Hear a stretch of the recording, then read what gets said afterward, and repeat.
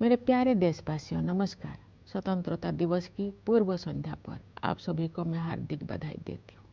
हम सभी के लिए एक गर्व की बात है कि स्वाधीनता दिवस और गणतंत्र दिवस सभी भारतीय उत्साह और उमंग के साथ मनाते हैं। ये दिवस हमें भारतीय होने के गौरव का विशेष स्मरण कराते हैं। 15 अगस्त की तारीख हमारी सामूहिक स्मृति में गहराई से अंकित है। औपनिवेशिक शासन की लंबी अवधि के दौरान देशवासियों की अनेक पीढ़ियों ने ये सपना देखा था कि एक दिन देश स्वाधीन होगा। देश के हर हिस्से में रहने वाले पुरुष और महिलाएं, बूढ़े और जवान विदेशी शासन की बेड़ियों को तोड़ फेंकने के लिए व्याकुल थे। उनके संघर्ष में निराशा नहीं, अपितु बलवती आशा का भाव था। आशा का वही भाव स्वतंत्रता के बाद हमारी प्रगति को ऊर्जा देता रहा। कल जब हम अपने त्रिरंगे को सलामी दे रहे होंगे तो हम उन सभी स्वाधीनता सेनानियों को भी श्रद्धांजलि अर्पित करेंगे जिनके बलिदान के बल पर 78 साल पहले 15 अगस्त के दिन भारत ने स्वाधीनता हासिल की थी। अपनी स्वाधीनता का पुनः प्राप्त करने के बाद हम एक ऐसे लोकतंत्र के मार्ग पर आगे बढ़े जिसमें सभी वयस्कों को मतदान का अधिकार था। दूसरे शब्दों में कहें तो हम भारत के लोगों ने अपने नियति को स्वरूप देने का अधिकार स्वयं को अर्पित किया। अनेक लोकतांत्रिक व्यवस्थाओं में जेंडर, रिलीजन तथा अन्य आधारों पर लोगों के मताधिकार पर पाबंदियां होती थी, परंतु हमने ऐसा नहीं किया। चुनौतियों के बावजूद भारत के लोगों ने लोकतंत्र को सफलतापूर्वक अपनाया। लोकतंत्र को अपनाना हमारी प्राचीन लोकतांत्रिक मूल्यों की सहज अभिव्यक्ति थी। भारत भूमि विश्व के प्राचीनतम गणराज्यों की धरती रही है। इसे लोकतंत्र की जननी कहना सर्वथा उचित है। हमारे द्वारा अपनाए गए संविधान की आधारशिला पर हमारी लोकतंत्र का भवन निर्मित हुआ है। हमने लोकतंत्र पर आधारित ऐसी संस्थाओं का निर्माण किया जिनसे लोकतांत्रिक कार्यशैली को मजबूती मिली। हमारे लिए हमारा संविधान और हमारे लोकतंत्र सर्वोपरि है। अतीत पर दृष्टिपात करते हुए हमें देश के विभाजन से हुई पीड़ा को कदापि नहीं भूलना चाहिए। आज हमने विभाजन विभीषिका स्मृति दिवस मनाया। विभाजन के कारण भयावह हिंसा देखी गई और लाखों लोग विस्थापित होने के लिए मजबूर किए गए। आज हम इतिहास की गलतियों के शिकार हुए लोगों को श्रद्धांजलि अर्पित करते हैं। प्यारे देशवासियों, हमारे संविधान में ऐसे 4 मूल्यों का उल्लेख है जो हमारे लोकतंत्र को सुदृढ़ बनाए रखने वाले 4 स्तंभ हैं। ये मूल्य है न्याय, स्वतंत्रता, समता और बंधुता। ये हमारी सभ्यता के ऐसे सिद्धांत हैं जिन्हें हमने स्वाधीनता संग्राम के दौरान पुनः जीवंत बनाया है। मेरा मानना है कि इन सभी मूल्यों के मूल में व्यक्ति की गरिमा की अवधारणा विद्यमान है। प्रत्येक व्यक्ति समान है और सभी को ये अधिकार है कि उनके साथ गरिमापूर्ण व्यवहार हो। स्वास्थ्य सेवाओं और शिक्षा सुविधाओं तक सभी की समान पहुंच होने चाहिए। सभी को समान अवसर मिलने चाहिए। जो लोग पारंपरिक व्यवस्था के कारण वंचित रह गए थे, उन्हें मदद की जरूरत थी। इन सिद्धांतों को सर्वोपरि रखते हुए हमने 1947 में एक नई यात्रा शुरू की। विदेशी हुकूमत की लंबी अवधि के बाद स्वाधीनता के समय भारत घोर गरीबी से जूझ रहा था, लेकिन तब से अब तक के 78 वर्षों में हमने सभी क्षेत्रों में असाधारण प्रगति की है। भारत ने आत्मनिर्भर राष्ट्र बनने के मार्ग पर काफी दूरी तय कर ली है और प्रबल आत्मविश्वास के साथ आगे बढ़ता जा रहा है। आर्थिक क्षेत्र में हमारी उपलब्धियां साफ साफ देखी जा सकती है। पिछले वित्त वर्ष में 6.5% की सकल घरेलू उत्पाद वृद्धि दर के साथ भारत दुनिया की प्रमुख अर्थव्यवस्था में सबसे तेजी से बढ़ने वाले देश है। वैश्विक अर्थव्यवस्था में व्याप्त समस्याओं के बावजूद घरेलू मांग में तेजी से वृद्धि हो रही है। मुद्रास्फीति पर नियंत्रण बना हुआ है, निर्यात बढ़ रहा है। सभी प्रमुख संकेतक अर्थव्यवस्था की मजबूत स्थिति को दर्शा रहे हैं। ये हमारे श्रमिक और किसान भाई बहनों की कड़ी मेहनत और समर्पण के साथ साथ सुविचारित सुधारों और कुशल आर्थिक प्रबंधन का भी परिणाम है। सुशासन के माध्यम से बड़ी संख्या में लोगों को गरीबी से बाहर निकाला गया है। सरकार गरीबों के लिए अनेक कल्याणकारी योजनाएं चला रही है। जो लोग गरीबी रेखा से ऊपर तो आ गए हैं लेकिन मजबूत स्थिति में नहीं है, उनको भी ऐसे योजनाओं की सुरक्षा उपलब्ध है ताकि वे फिर से गरीबी रेखा से नीचे ना चले जाए। ये कल्याणकारी प्रयास सामाजिक सेवाओं पर बढ़ते खर्च में परिलक्षित होते हैं। आय की असमानता कम हो रही है, क्षेत्रीय असमानताएं भी कम हो रही है। जो राज्यों और क्षेत्र पहले कमजोर आर्थिक प्रदर्शन के लिए जाने जाते थे, वे अब अपनी वास्तविक क्षमता प्रदर्शित कर रहे हैं और अग्रणी राज्य के साथ बराबरी करने की दिशा में आगे बढ़ रहे हैं। हमारे अग्रणी व्यवसायियों, लघु एवं मध्यम उद्यमियों और व्यापारियों ने हमेशा कुछ कर गुजरने की भावना का परिचय दिया है। समृद्धि के सृजन के मार्ग में आने वाली रुकावटों को दूर करने की आवश्यकता थी। पिछले एक दशक के दौरान बुनियादी ढांचे में हुए विकास में ये स्पष्ट रूप से दिखाई देता है। हमने भारतमाला परियोजना के तहत राष्ट्रीय राजमार्ग नेटवर्क का विस्तार और सुदृढ़ीकरण किया है। रेलवे ने भी नवाचार को प्रोत्साहन दिया है तथा नवीनतम टेक्नोलॉजी से युक्त नई तरह की रेलगाड़ियों और डिब्बे का उपयोग किया जाने लगा है। कश्मीर घाटी में रेल संपर्क का शुभारंभ करना एक प्रमुख उपलब्धि है। शेष भारत के साथ घाटी का रेल संपर्क उस क्षेत्र में व्यापार और पर्यटन को बढ़ावा देगा और नई आर्थिक संभावनाओं के द्वार खोलेगा। कश्मीर में इंजीनियरिंग के ये असाधारण उपलब्धि हमारे देश के लिए एक ऐतिहासिक माइलस्टोन है। देश में शहरीकरण तेज गति से हो रहा है, इसलिए शहरों की स्थिति सुधारने पर सरकार विशेष ध्यान दे रही है। शहरी परिवहन के प्रमुख क्षेत्रों पर विशेष ध्यान देते हुए सरकार ने मेट्रो रेल सुविधाओं का विस्तार किया है। पिछले एक दशक के दौरान मेट्रो रेल सेवा की सुविधा से युक्त शहरों की संख्या कई गुना बढ़ गई है। शहरों के कायाकल्प और शहरी परिवर्तन के लिए अटल मिशन यानी अमृत ने ये सुनिश्चित किया है कि अधिक से अधिक घरों में नल से पानी की भरोसेमंद आपूर्ति हो और स्टोरेज कनेक्शन सुविधा उपलब्ध हो। सरकार ये मानती है कि जीवन की बुनियादी सुविधाओं पर नागरिकों का हक बनता है। जल जीवन मिशन के तहत ग्रामीण घरों में नल से जल पहुंचाने में प्रगति हो रही है। अपने तरह के विश्व की सबसे बड़ी स्वास्थ्य सेवा योजना आयुष्मान भारत के अंतर्गत विभिन्न कदम उठाए गए हैं। उन प्रयासों के परिणाम स्वरूप स्वास्थ्य सेवा के क्षेत्र में हम क्रांतिकारी बदलाव देख रहे हैं।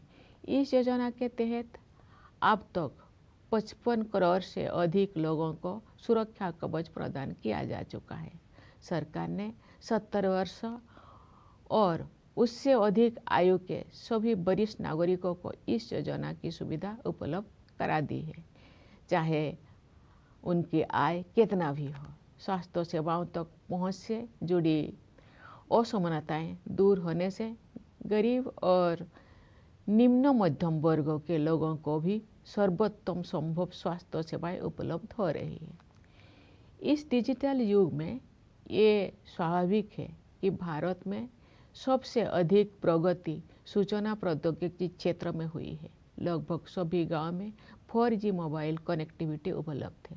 शेष कुछ हजार गांव में भी ये सुविधा शीघ्र ही पहुंचा दी जाएगी। इससे डिजिटल भुगतान तकनीकी को बड़े पैमाने पर अपनाना संभव हो पाया है। डिजिटल भुगतान के क्षेत्र में भारत कम समय में ही विश्व का अग्रणी देश बन गया है। इससे डायरेक्ट बेनिफिट ट्रांसफ़र को भी बढ़ावा मिला है तथा लक्षित लाभार्थियों तक कल्याणकारी भुगतान बिना किसी रुकावट और लीकेज के पहुंचना सुनिश्चित हो रहा है। दुनिया में होने वाले कुल डिजिटल लेन देन में से आधे से अधिक लेन देन भारत में होते हैं। ऐसे बदलाव से एक गतिमान डिजिटल अर्थव्यवस्था का निर्माण किया गया है, जिसका योगदान देश के सकल घरेलू उत्पाद में साल दर साल बढ़ रहा है। आर्टिफिशियल इंटेलिजेंस टेक्नोलॉजिकल एडवांसमेंट का अगला चरण है जो हमारे जीवन में अपना स्थान बना चुका है। सरकार ने देश के एआई क्षमताओं को मजबूत करने के लिए इंडिया एआई मिशन शुरू किया है। इस मिशन के तहत ऐसे मॉडल विकसित किए जाएंगे जो भारत की विशिष्ट आवश्यकताओं को पूरा करेंगे। हमारी आकांक्षा है कि वर्ष 2047 तक भारत एक ग्लोबल एआई हब बन जाए। इस दिशा में सामान्य लोगों के लिए तकनीकी प्रगति का सर्वोत्तम उपयोग और प्रशासन व्यवस्था में सुधार करके उनके जीवन को बेहतर बनाने पर विशेष ध्यान दिया जाएगा।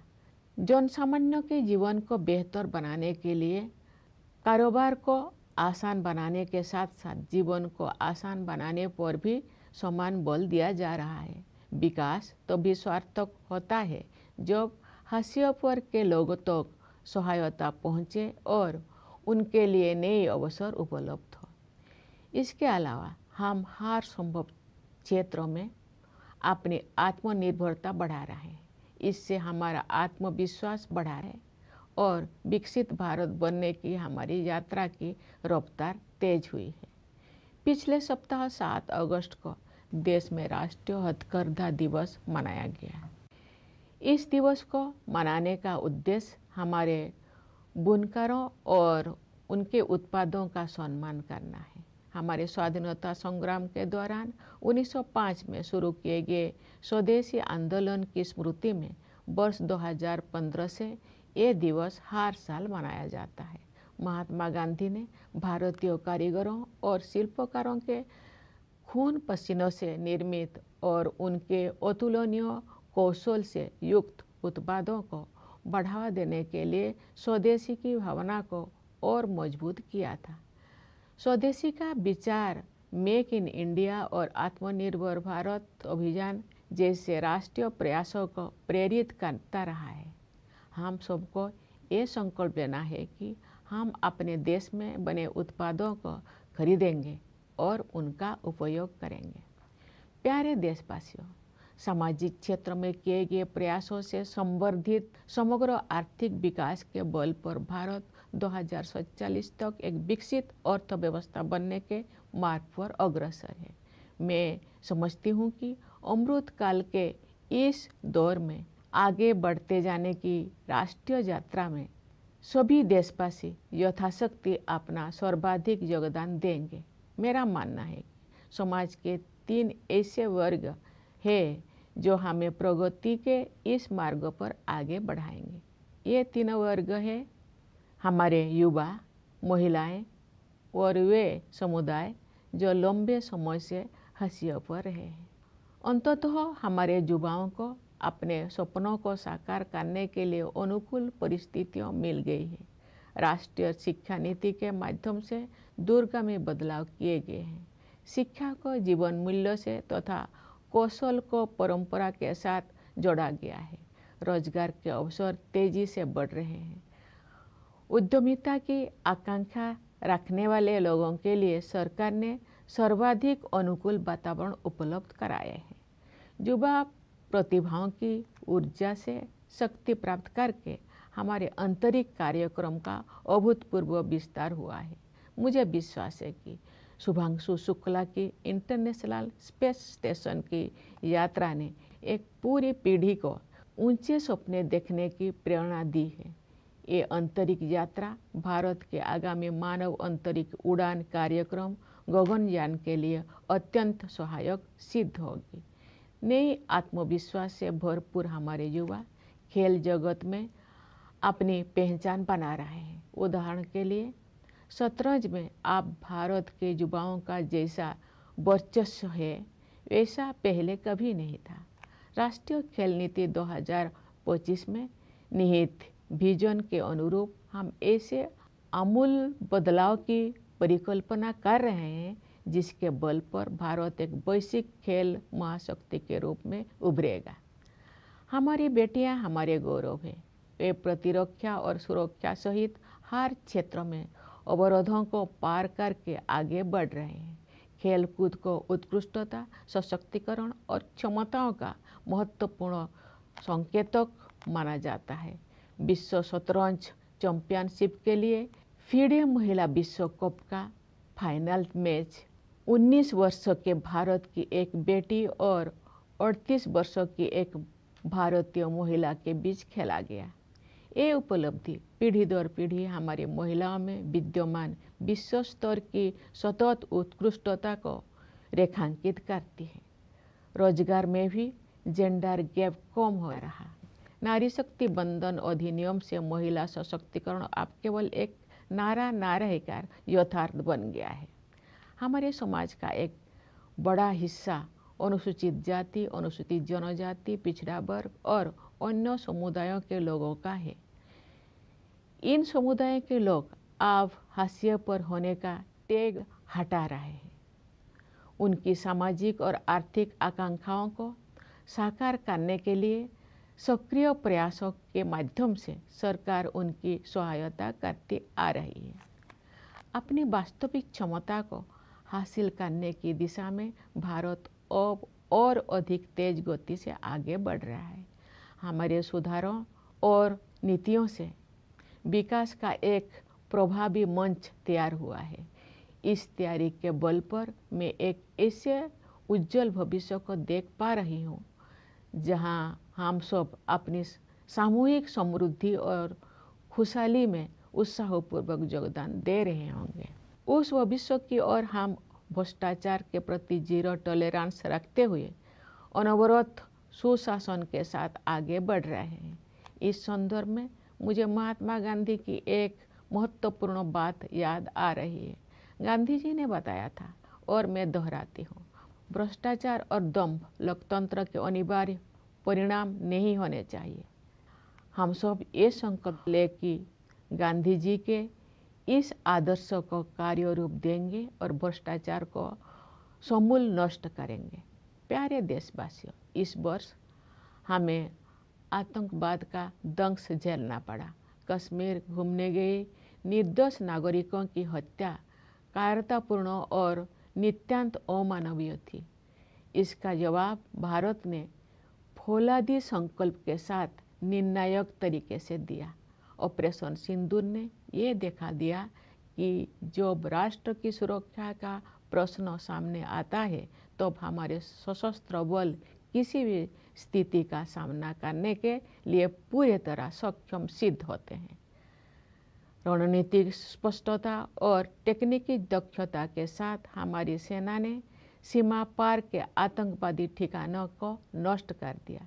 मेरा विश्वास है कि ऑपरेशन सिंदूर आतंकवाद के विरुद्ध मानवता की लड़ाई में एक मिसाल के तौर पर इतिहास में दर्ज होगा।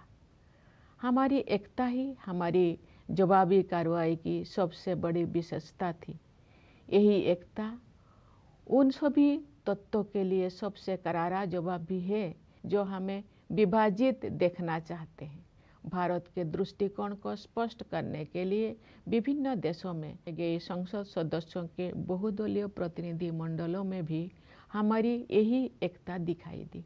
विश्व समुदाय ने भारत की इस नीति का संज्ञान लिया है कि हम आक्रमणकारी तो नहीं बनेंगे, लेकिन अपने नागरिकों की रक्षा के लिए जवाबी कार्रवाई करने में तनिक भी संकोच नहीं करेंगे। ऑपरेशन सिंदूर प्रतिरक्षा के क्षेत्र में आत्मनिर्भर भारत मिशन की परीक्षा का भी अवसर था। अब ये सिद्ध हो गया है कि हम सही रास्ते पर हैं। हमारा स्वदेशी विनिर्माण उस निर्णायक स्तर पर पहुंच गया है जहां हम अपनी बहुत सी सुरक्षा आवश्यकताओं को पूरा करने में भी आत्मनिर्भर बन गए हैं। ये उपलब्धियां स्वाधीन भारत के रक्षा इतिहास में एक नए अध्याय का सूत्रपात है। प्यारे देशवासियों, इस अवसर पर मैं आप सभी से ये आग्रह करना चाहती हूँ कि पर्यावरण की रक्षा के लिए आप सब हर संभव प्रयास करें। जलवायु परिवर्तन की चुनौती का सामना करने के लिए हमें अपने आप में भी कुछ परिवर्तन करने होंगे। हमें अपनी आदतें और अपनी विश्व दृष्टि में बदलाव लाना होगा। हमें अपनी धरती, नदियाँ, पहाड़ों, पेड़ पौधे और जीव जंतुओं के साथ अपने संबंधों में भी परिवर्तन करना होगा। हम सब अपने योगदान से एक ऐसे पृथ्वी छोड़कर जाएं जहां जीवन अपने नैसर्गिक रूप में फलता फूलता रहे। प्यारे देशवासियों, हमारी सीमाओं की रक्षा करने वाले सैनिकों, पुलिस तथा केंद्रीय सशस्त्र पुलिस बलों की ओर मेरा ध्यान विशेष रूप से जाता है। मैं न्यायपालिका और सिविल सर्विसेज के सदस्यों को भी अपनी शुभकामनाएं व्यक्त करती हूँ। विदेशों में स्थित भारतीय दूतावासों में कार्यरत भारतीय अधिकारियों और प्रवासी भारतीयों को भी मेरी ओर से स्वाधीनता दिवस की हार्दिक शुभकामनाएं। मैं एक बार फिर आप सभी को स्वाधीनता दिवस की बधाई देती हूँ। धन्यवाद। जय हिंद, जय Bharat.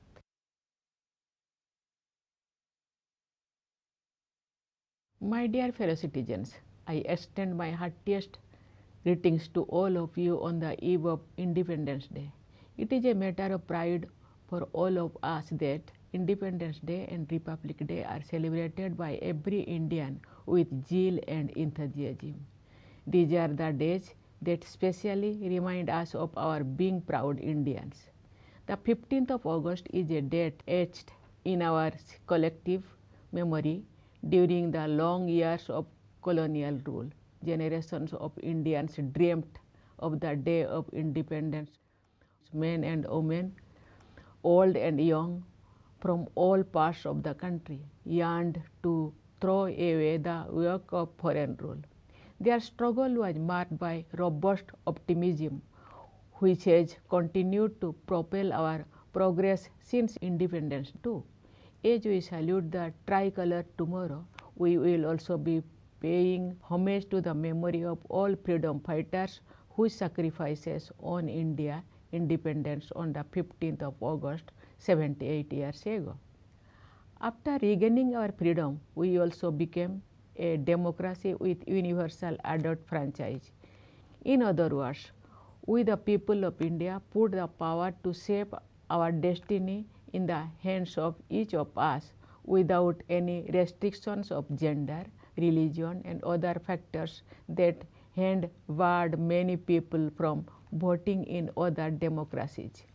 In spite of many challenges, the people of India made a successful transition to democracy. The transition was a natural reflection of our ancient democratic ethos.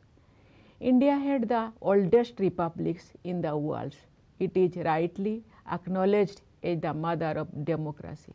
When we adopted the Constitution, it provided the edifice of democracy.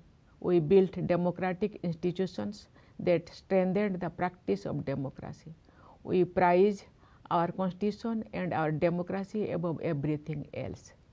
As we look back on the past, we must not forget the pain inflicted by the partition of the country. Today, we observe Vibhajan Vibhishika Smriti Divas. Terrible violence was witnessed and millions were forced to relocate due to partition. Today, we pay tributes to the victims of the follies of history. Dear fellow citizens, our Constitution contains four values as the four pillars upholding our democracy. They are justice, liberty, equality and fraternity. These are our civilizational principles that we rediscovered during the freedom struggle. At the heart of them all, I believe, is the notion of human dignity. Every human being is equal and everyone deserves to be treated with dignity. Everyone should have equal access to health care and education. Everyone should have equal opportunity.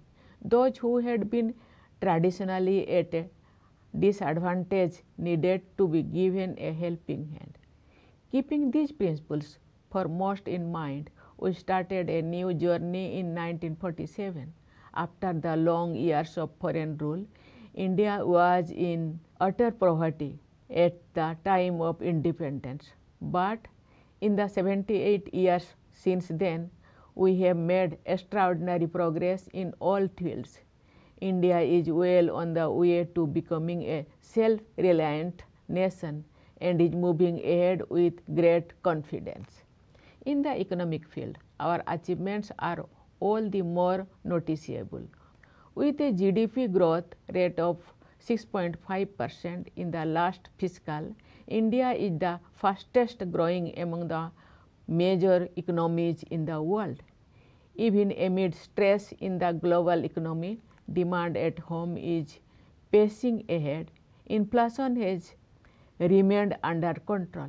Exports are rising. All key indicators show the economy in the peak of health. This is as much due to carefully calibrated reforms and sagacious economic management as due to the hard work and dedication of our workers and farmers. A large number of people have been pulled out of poverty through good governance. The government has been running a series of welfare initiatives for the poor and also for those who have risen above the poverty line but are still vulnerable, so that they do not fall below it again.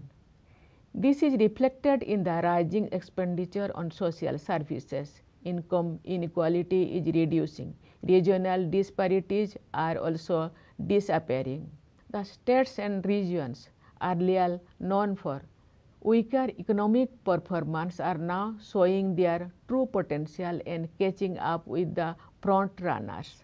Our business leaders, small and medium industries and traders have always exhibited a can-do spirit. What was needed was removing the bottleneck in the path of wealth creation. That is so visible when it comes to infrastructure development over the past decade. We have expanded and strengthened the national highway network under the Bharatmala Pariyojana. The railways too have innovated, introducing new types of trains and coaches equipped with latest technologies. The inauguration of the rail link in Kashmir Valley is a major accomplishment. Rail connectivity with the valley will boost trade and tourism in the region and open new economic possibilities. This engineering marvel at Kashmir is a historic milestone for our country. The country is rapidly urbanizing, hence the government has been paying special attention to improve the conditions of the cities. Addressing the key area of urban transport, the government has expanded metro rail facilities. The number of cities with a metro rail service has gone up multifold in a decade. The Atal Mission for Rejuvenation and Urban Transformation, or AMRUT, has ensured more and more households have access to a tap with the assured supply of water and a storage connection. The government considers the basic amenities of life as rightful claims of the citizens. The Jal Jeevan Mission is making progress in providing tap water supply to rural households. In the healthcare sector, we have been witnessing a paradigm shift with a variety of initiatives under Ayushman Bharat, the largest healthcare scheme of its kind in the world. This scheme has already provided cover to more than 55 crore people. The government extended this benefit to all senior citizens of the age of 70 years and above, regardless of their income. Age inequalities in access are removed, the poor and the lower middle class also benefit from the best possible healthcare facilities. In this digital age, it is apt that one sector in India that has seen the most dramatic advances is information technology. Nearly all villages have 4G mobile connectivity, and the remaining few thousands will be covered soon. This has made possible large-scale adoption of digital payment technologies, in which India has become a world leader in a short span. It has also supported direct benefit transfer, which ensures that welfare benefits reach the intended beneficiaries without glitch and leakage. More than half of the total number of digital transactions in the world take place in India. These developments have created a vibrant digital economy whose contribution to the country's GDP is increasing year on year. Artificial intelligence is the next stage of technological advancement and has already entered our lives. The government has launched the India AI mission to strengthen the country's AI capabilities. It is also helping to build AI models that answer to India's specific requirements.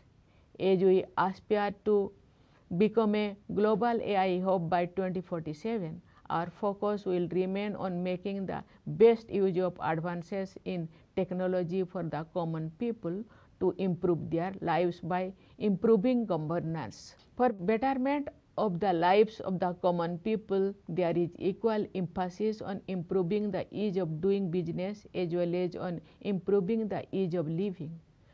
Development serves the purpose only when it helps those on the margins and opens new opportunities for them. Moreover, we are increasing our self-reliance on every area possible. This has added to our self-confidence and increased the momentum of our journey towards becoming Viksit Bharat. Last week, on August 7, the country celebrated National Handloom Day, which honors our weavers and their products. Since the year 2015, we have been celebrating this day to commemorate the Swadeshi movement, launched during our freedom struggle in the year 1905. The spirit of Swadeshi was strengthened by Mahatma Gandhi to promote the products made by the sweat and toil of Indian artisans and craftspersons and by their incomparable skills. The idea of Swadeshi has been inspiring our national endeavors like Make in India initiative and Atmanirbhar Bharat Abhiyan. Let us resolve to buy and use Indian products. Dear fellow citizens, the all-round economic growth complemented by social sector initiatives has placed India well on the path of becoming a developed economy by 2047. With the nation marching ahead during the Amrit Kal, I see all of us contributing to the best of our ability. I believe there are three sections of society that will lead us on this path: youth, women, and the communities that had for long remained on the margins.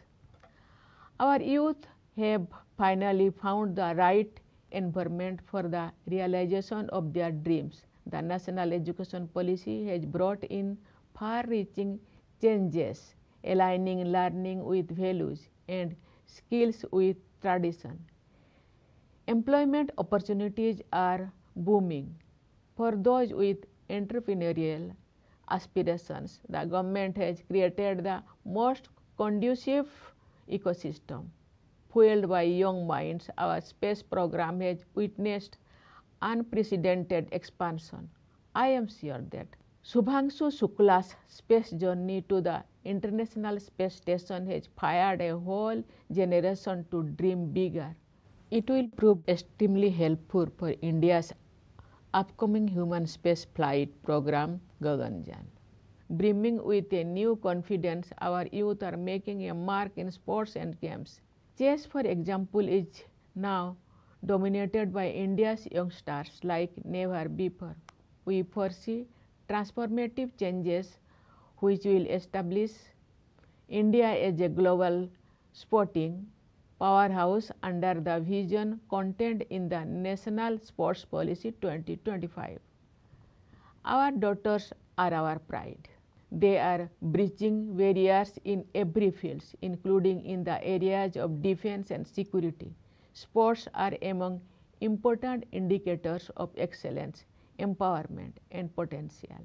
The 19 years old girl and a 38-year-old woman from India were the finalists in the FIDE Women's World Cup for Chess Championship. This underlines the sustained and globally comparable excellence across generations among our women. The gender gap in employment have also been reducing. With Nari Shakti Bandhan Adhiniyam, the empowerment of women is no longer a slogan but a reality. People belonging to a major segment of our society comprising scheduled castes, scheduled tribes, backward classes and other communities are shedding the tag of the marginalized. The government has been actively helping them to realize their social and economic aspirations with several initiatives. India is moving ahead at a faster pace towards realizing its true potential. Across our reforms and policies have created an effective platform. I can see a bright future ahead in which every one of us will be energetically contributing to the prosperity and happiness of all of us. We are moving ahead towards that future with sustained good governance and zero tolerance for corruption. Here I am reminded of an important statement by Mahatma Gandhi. He had noted, and I quote, "Corruption and hypocrisy ought not to be inevitable products of democracy." Let us pledge to realize Gandhiji's ideal and weed out corruption. Dear fellow citizens, this year we had to face the scourge of terrorism. Killing innocent citizens on holiday in Kashmir was cowardly and utterly inhuman. India responded in a decisive manner and with steely resolve. Operation Sindoor showed that our armed forces are prepared to meet any eventuality when it comes to guarding the nation. With strategic clarity and technical capability, they destroyed terrorist hubs across the border. I believe Operation Sindoor will go down in history as an example in humanity's fight against terrorism. In our response, what was most noticeable was our unity, which is also the most befitting response to those who wanted to divide us. Our unity was on display also in the multi-party delegations of the members of parliament that reached out to various nations to explain India's position. The world has taken note of India's stance that we will not be the aggressor, but we will not hesitate to retaliate in defense of our citizens. Operation Sindoor was also a test case of the Atmanirbhar Bharat mission in the defense sector. The outcome has proved that we are on the right path. Our indigenous manufacturing has achieved the critical level that makes us self-sufficient in meeting many of our security requirements. These are landmark achievements in India's defense history since independence. Dear fellow citizens, I would like to take this opportunity to urge all of you to do what you can to protect the environment. To respond to the challenge of climate change, we must also change. We must change our habits and our worldview. We must change our relationship with our land, rivers, mountains, and with flora and fauna. With contribution from all of us, we will leave behind a planet in which life will be flourishing in natural order. Dear fellow citizens, I have in mind specially the soldiers guarding our borders and the police as well as central armed police forces. I extend my greetings to the members of the judiciary and the civil services.